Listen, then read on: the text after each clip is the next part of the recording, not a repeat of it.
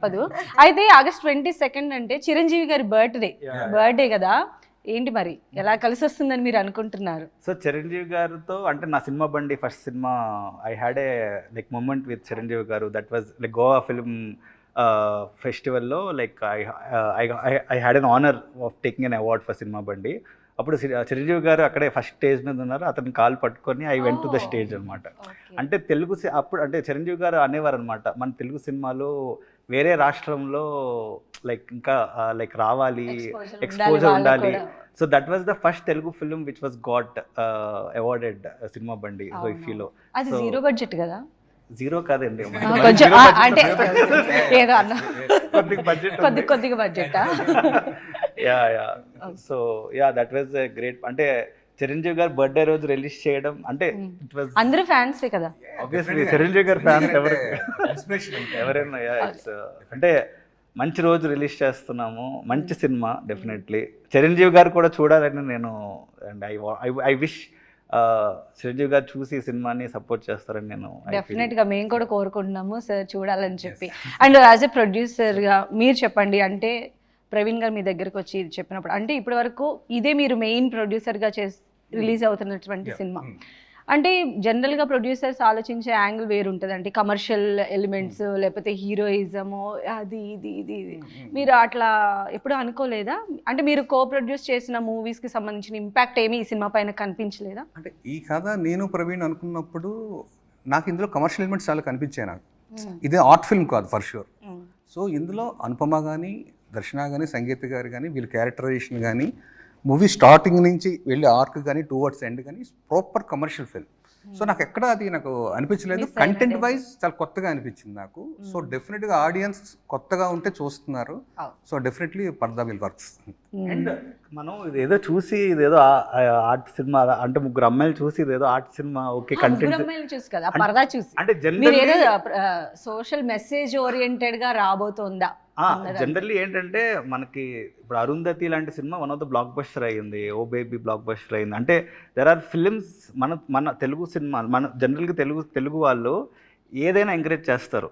Any good content వస్తే ఇంకా దాన్ని ఎలాగైనా లేపుతారు అనమాట. So that was our confidence. అంటే ఇది మేము డబ్బులు వచ్చే సినిమానే అని తీసాం బేసికల్లీ. అంటే మేజర్గా కథ నుంచే this is a very commercial film, మాకు చాలా చాలా కమర్షియల్ ఫిలిం ఇది. సో అందుకే కదా అనుపమ లాంటి స్టార్ వచ్చారు, దర్శన లాంటి స్టార్ వచ్చారు, సంగీత అంటే ముగ్గురు స్టార్స్. అంటే ఇట్స్ లైక్ ముగ్గురు స్టార్స్ ఇలాంటి సినిమాకి సపోర్ట్ చేయడం. And that was a very boost for నాకు డైరెక్టర్గా ప్రొడ్యూసర్గా it's very big boost for us. అంటే క్రౌడ్ శక్తి కెమెరా సినిమాటోగ్రాఫర్ కూడా అంటే లేడీ క్రూ ఉన్నారు కదా, సో ఖచ్చితంగా కలిసి వస్తుంది లేండి.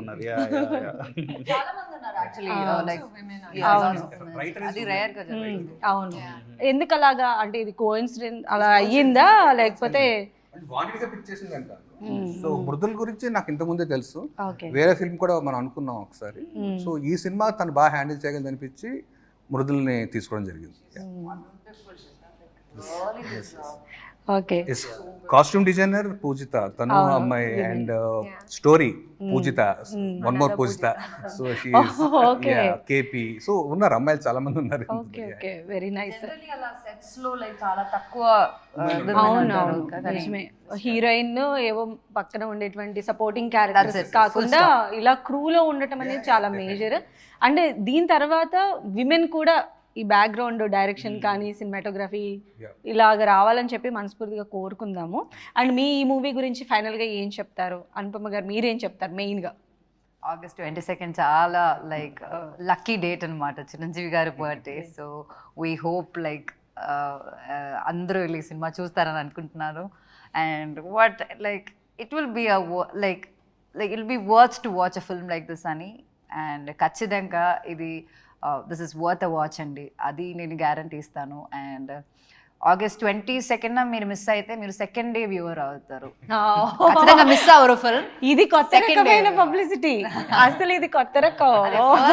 వ్యూవర్ కి వేరే డిఫరెన్స్ ఉంటుంది. First day first show viewer, లేకపోతే second day third day viewer అయిపోతారు అంతే. There is no difference with that. Super అసలు. అంటే ఎప్పుడైనా చూడొచ్చు అనుకునే వాళ్ళందరికీ లేదు ఫస్ట్ డే చూసిందే అది మజా అని చెప్పి వాళ్ళు ఒకసారి గుర్తు చేశారు మీరు చాలా కాలం తర్వాత.